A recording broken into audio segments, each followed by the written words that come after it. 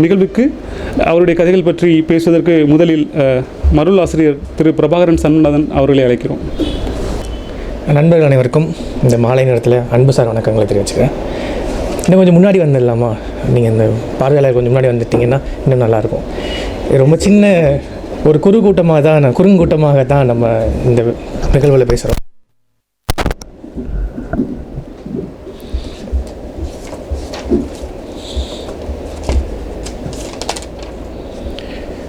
மற்றும் ஒரு முறை நண்பர்கள் அனைவருக்கும் அன்பு சார் வணக்கம்.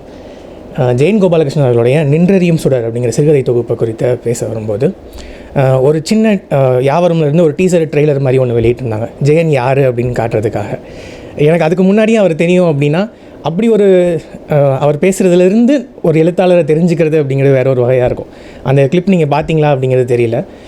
ஆண் பெண் உறவு சிக்கல் சார்ந்து அவர் கதைகள் எழுதுகிறாரு. அதை பற்றின ஒரு கேள்வி குமரகுருபரன் விருது விழாவில் வரும்போது அவர் சொல்கிறாரு, ஒரு ஆணாக பிறந்தவனே அடிப்படையில் ஒரு மேல் சாவனிஸ்டாக தான் இருக்கான், பிறப்பிலேயே மேல் சாவனிஸ்டாக தான் இருக்கான் அப்படின்னு சொல்கிறேன்.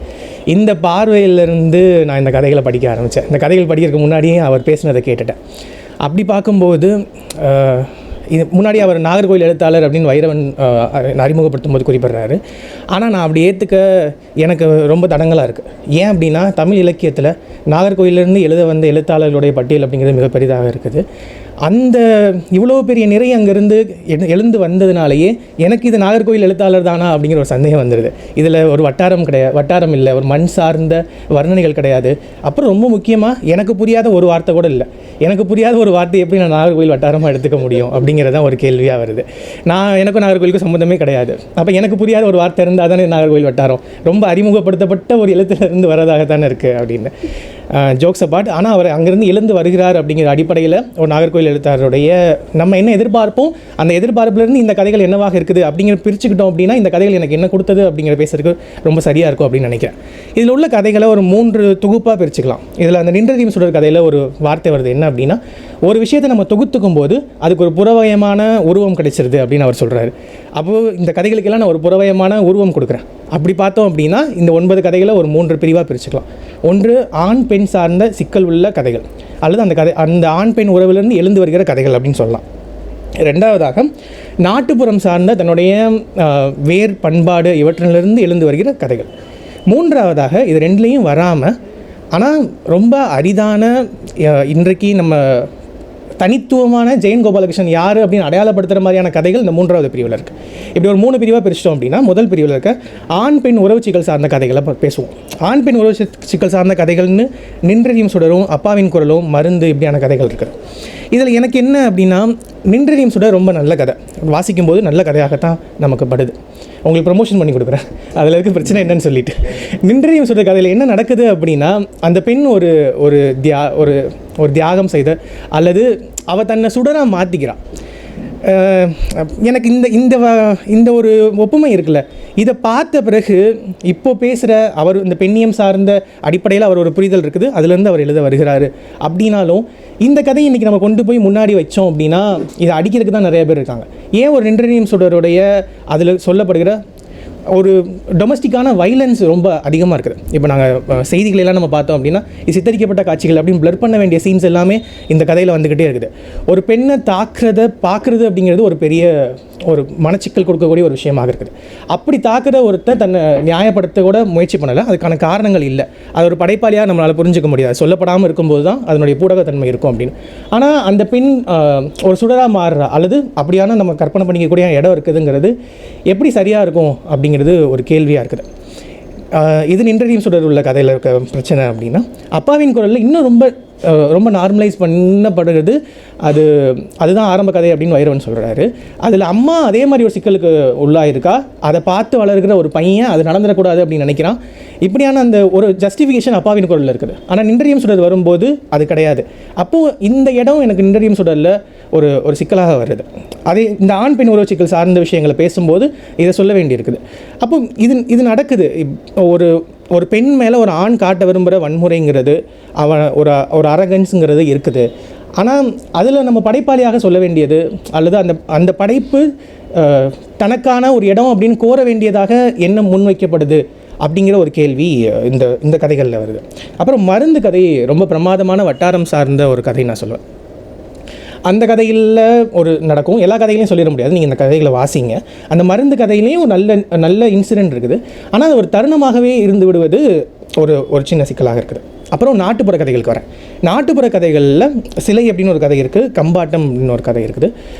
இந்த சிலை கதையிலையுமே நின்றறியும் சுடரில் இருக்க மாதிரி ஒரு மனைவி என்ன சொல்கிறான்னா, என்னையை கொண்டு போய் அந்த மன்னன்ட்ட கொடுத்துட்டு இந்த பிரச்சனையிலேருந்து தப்பிச்சுக்கோ அப்படின்னு சொல்கிறான். இது ஒரு நாட்டு. அப்போது அவள் சொல்லலாம் அது ஒரு முன்னாடி ஒரு கதை அப்படின்னு நம்ம கற்பனை பண்ணிக்கலாம். ஆனால் நின்றறியும் சுடரில் ஏன் அது வரணும் அப்படிங்கிற ஒரு கேள்வி திரும்பி வந்துக்கிட்டே இருக்குது. கம்பாட்டம் ஒரு நல்ல ஃபோக்லோர் உள்ள ஒரு கதையாக இருக்குது, ஃபோக்லோர் உள்ள கதையாக இருக்குது, அவ்வளோதான். அப்படிங்கிற இடத்துலேருந்து தான் அந்த கம்பாட்டம் கதையை பார்க்க வேண்டியதாக இருக்குது. இப்போது நான் இந்த 2 இதையும் சொன்ன பிறகு 3ஆவதாக ஒரு இடத்துக்கு வரேன். இந்த ஆண் பெண் உறவுச்சிக்கல் சார்ந்த கதையிலே ஒரு கதையில் என்ன நடக்கும் அப்படின்னா, உங்களுக்கு உயிர்மை பத்திரிக்கை மேலே ஏதாவது பிரச்சனை இருக்கா அப்படின்னு தெரியல. உயிர்மையில் கதை எழுதுகிறவங்க பெண்களை அடிக்கக்கூடியவங்களாக இருப்பாங்களா அப்படின்னு ஒரு கேள்வி வருது. அதில் அவன் என்ன சொல்லுவான், அதில் ஒரு நாட்டு இருக்குது, நல்ல ஒரு நாட்டு இருக்குது. அந்த கதையை நீங்கள் நின்றறியும் சொல்கிற கதையை படிங்க, அப்போ தெரியும். அதுக்கப்புறம் 3ஆவதாக சொல்ல வர கதை தான் ஜெயின் கோபாலகிருஷ்ணனுடைய புலன் சார்ந்த அவர் இங்கேருந்து இன்னும் ஒரு தாவல் செல்லலாம் அப்படின்னு நான் நினைக்கிற இடம் அப்படிங்கிறது இந்த 3ஆவதாக சொல்ல பிரிவில் இருக்க கதை தான். என்ன அப்படின்னா தடை. இந்த மொத்த 9 கதைகள்லையுமே இந்த தடை கதையை நான் முதல் கதையாக வைப்பேன். அப்படி அந்த அளவுக்கு இந்த தடை கதையில் என்ன இருக்குது அப்படின்னா, ஒரு கான்ஃப்ளிக்ட் இருக்குது. நம்ம தொடர்ச்சியாக படைப்பில் முன்வைக்கிற ஒரு முரண் அப்படிங்கிறது இந்த தடை கதையில் நிகழுது. என்ன அப்படின்னா, எதுவுமே செய்ய முடியாத ஒரு குமஸ்தாவாக இருக்கிற ஒரு அப்பா அல்லது ஒரு குடும்ப தலைவன், அவனை பார்க்குற ஒரு பையன், இந்த பையன் தான் கதையை சொல்கிறான். இப்போ இந்த குடும்பத்துக்கு ஒரு பிரச்சனை வருது. அந்த பிரச்சனை யாரால் வருது அப்படின்னா, இந்த சமூகத்தில் நம்ம யாரெல்லாம் பார்த்து பயப்படுறோமோ, அதிகாரம் யார்கிட்ட இருக்குது, செல்வம் யார்கிட்ட இருக்குன்னு நினைக்கிறோமோ, அவன்கிட்ட ஒரு பிரச்சனை வருது. இந்த கான்ஃப்ளிக்ட்லேருந்து இந்த கதை எழுந்து வருது. அதுக்கு அவங்க அப்பா ஒரு டேக்கிள் பண்ணுற ஒரு விஷயம் அப்படிங்கிறது நம்மளுடைய பண்பாடு சார்ந்த ஒன்றாக இருக்குது. அந்த பண்பாடு சார்ந்த ஒரு கூறு எடுத்து அப்பா டேக்கிள் பண்ணுறாரு. அந்த விஷயம் அந்த தடைங்கிற கதையில் எழுதப்பட்ட இந்த முரணும், அந்த முரணை அணுகின விதமும் எனக்கு ஜெயின் கோபாலகிருஷ்ணனுடைய கதை இது அப்படின்னு சொல்கிறதுக்கான எடுத்து வைக்கிறதுக்கான ஒரு கதையாக அந்த தடை கதை இருக்குது. அந்த வகையில் அந்த கதை ரொம்ப முக்கியமான கதையாக இருக்குது. இழப்பு கதையும் நான் முக்கியமான சொல்லுவேன். இழப்பில் சொல்லப்படாமல் இருந்த சில விஷயங்கள் இருக்குது. இழப்பு கதையில் ஒரு 2 பேர் இருப்பாங்க. அவங்க நண்பர்களாக நான் அசியூம் பண்ணிக்கிறேன், ஆனால் அதுக்கான விவரணங்கள் இருக்காது. அம்மாவோடு இருக்கும்போது அந்த 2 புகைப்படம் இருக்கும். அதில் 2 பேருமே கபடி விளையாடுறதுலாக இருப்பாங்க. ஒருத்தன் நல்ல சின்ன வயசுலேயே நல்ல பலம் பொருந்தியவனாக இருப்பான், இன்னொருத்தன் அப்படி பலம் இல்லாதவனாக இருப்பான். ஆனால் பின்னாட்களில் இந்த பலம் இல்லாதவன் தான் கபடி விளையாடுவனாக இருப்பான். அந்த பலம் பொருந்தியவனை ஏதோ ஒரு காரணத்தினால அவன் அந்த கபடியிலேருந்து விலகி இருப்பான். அந்த காரணம் என்ன அப்படிங்கிறது சொல்லப்படாது. ஆனால் இவனோட வலி ஒரு சின்ன வரியில் கடத்தப்படும். இவன் கண்ணாடி முன்னாடி அந்த டிஷர்ட் போட்டு நிற்பான். அந்த டிஷர்ட்டு தனக்கு பொருந்தலை அப்படின்னு நினைக்கும் போது இவனுக்கு ஒரு ஏக்கம் இருக்கும். இந்த ஒரு இடம் இழப்பு கதையில் இருக்குது. அந்த இழப்பு கதையில் இருக்க கதை சொல்லிக்கு அந்த நண்பன், கபடியில் நல்ல விளையாடி கொண்டிருக்கிற நண்பனுடைய மனம் ரொம்ப பிடித்தமாக இருக்கும். ஒரு ஆண் இன்னொரு ஆணோட மனத்தை ரசிக்கிறது அப்படிங்கிறது இருக்குல்ல, இது ஒரு முக்கியமான இடம். ஆனால் இது பெரிய விவரணங்கள் இல்லை. அப்படி இல்லாமல் போகுதுமே இந்த கதையை ஒரு முன்னாடி கொண்டு வந்து வைக்கிது அப்படின்னு நான் நினைக்கிறேன். இப்போ இப்படியான அதுக்கப்புறம் குடும்ப உறவுகள் சார்ந்த கதைகள் இருக்குது. அந்த குடும்ப உறவு சார்ந்த கதைகள், பெயர்னு ஒரு கதை இருக்குது, 2 லட்சம் ரூபாயை சரியாக பிரிப்பது எப்படி அப்படின்னு. அப்புறம் இவருடைய எல்லா கதைகள்லையுமே இயல்பான ஒரு சரளமான ஒரு நடையும் ஒரே ஸ்ட்ரெச்சில் கதை சொல்கிற ஒரு முறையும் இருக்குது. இது எல்லாமே எனக்கு புதுசாக இருக்குது. பார்ட்டாக தான் இன்றைக்கு நம்ம எழுதி கொண்டு இருக்கிறவங்க எழுதுகிறோம். அப்போ இந்த ஒரு ஸ்ட்ரெச்சில் கதை சொல்கிறது அப்படிங்கிறது எனக்கு இன்னுமே சிக்கலான ஒரு விஷயம், ஒரு கதையை எழுத தொடங்கியிருக்க ஒருவனாக. ஆனால் இந்த ஒரே ஸ்ட்ரெச்சில் சொல்கிறது சரளமான மொழிநடை, அப்புறம் இவர்களுடைய வட்டாரத்துக்குனே உரிய அந்த ஒரு பகடி இருக்குது. எல்லா விஷயங்கள்லையுமே அது சொல்கிறதுல இருக்க பகடி இருக்குது. ரொம்ப அக்ரெசிவாக சண்டை போட்டுக்குவாங்க. அது ஒரு சண்டே நமக்கு தோணும் வெளியே இருந்து பார்க்கும்போது. ஆனால் அது சண்டை கிடையாது, அவங்க மொழியில் அது அவங்களுக்கான ஒரு கடத்தக்கூடிய பாவனைகளாக தான் இருக்கும். அப்போ இந்த விஷயங்கள் எல்லாமே இருக்குது. ஆனால் இதில் என்ன பிரச்சனைனா, இது எல்லாமே ஏற்கனவே இந்த வட்டாரத்தை தொட்டவர்களால் அடையாளப்படுத்தப்பட்டதாக இருக்குது. அப்போது ஒரு புது எழுத்தாளராக அது ஒரு வட்டாரத்துலேருந்து எழுந்து வருகிற ஒருவருக்குரிய தடையாக தான் இருக்கும் அப்படின்னு நினைக்கிறேன். அப்போ அதில் என்னவாக இருக்கும், அதில் முன்னோக்கி செல்வதற்கான அடுத்த விஷயமா என்னவாக இருக்கும் அப்படின்னு நம்ம பார்க்க வேண்டியிருக்குது. அதுக்கப்புறமாக இந்த கதைக்கு பொருந்தாத எதுவுமே அல்லது ஒரு யதார்த்தமாக அல்லது மாயதார்த்தம் இப்படின்னு நம்ம கூறுமுறைகளில் சொல்லக்கூடிய கூறுமுறைகள் சார்ந்த விஷயங்களை அவர் கையாளலை. இவர் எழுத வந்த காலத்திலேருந்து இந்த ஒரு 10-15 ஆண்டுகளில் அதிகபட்சமாக உள்ளடக்கத்திற்கு முக்கியத்துவம் கொடுக்காம கூறுமுறையில் முக்கியத்துவம் கொடுப்பதற்கான கதைகள் நிறையா வந்து கொண்டே இருக்குது. அதில் நம்ம வரதை பார்க்குறோம். ஆனால் இவருக்கு ஒரு பிடிப்பு இருக்குது, அந்த கூறுமுறைகள் சார்ந்த பெரிய பிரஜை இல்லாமல் தான் சொல்ல வந்த கதைகளை எழுதணும் அப்படிங்கிற ஒரு பிரஜை இருக்குது. இது மாறுமா அப்படிங்கிறது இனிமேல் வர கதைகளில் தான் தெரியும். ஆனால் இந்த பிரஜையே ஒரு பலமாக இருக்கும்போதும் பலவீனமாகவும் மாறுது அப்படின்னு நினைக்கிறேன். இந்த கூறுமுறைகளில் இருக்க எந்த விதமான பரிச்சார்த்த முயற்சியும் இல்லாமல் கதைகளை சொல்ல முயற்சிக்கிறது அப்படிங்கிறது. அதுக்கப்புறமாக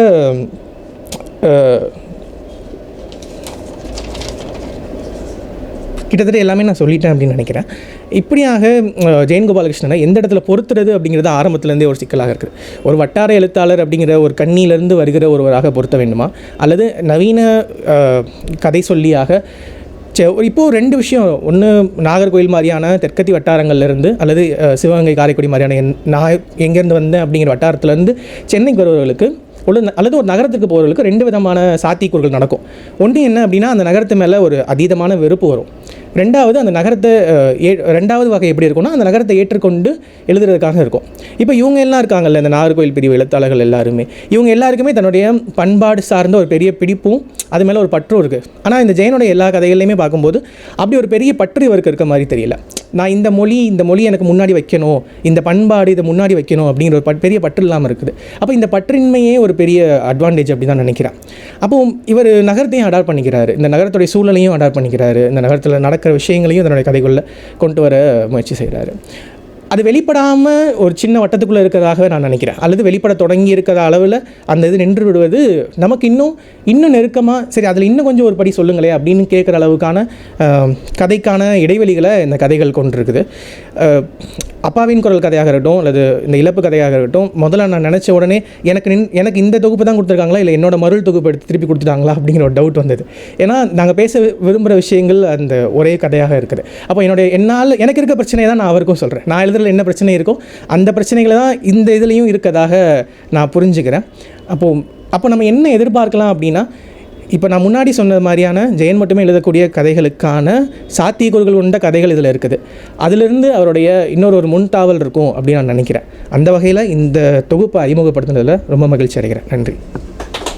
பிரபாகரன், ஆக்சுவலாக ஒரு வெறும் அறிமுகம் மட்டும் இல்லாமல் தன்னுடைய கருத்துக்களை ரொம்ப ஸ்ட்ராங்காகவும் தெளிவாகவும் வைத்ததுக்கு நன்றி.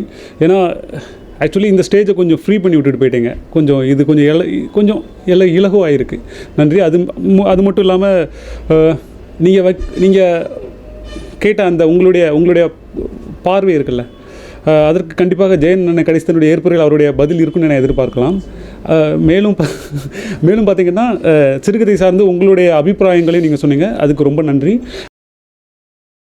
அடுத்ததாக கதை சொல்லி ரம்யா வசந்தன் அவர்களை பேச அழைக்கிறோம்.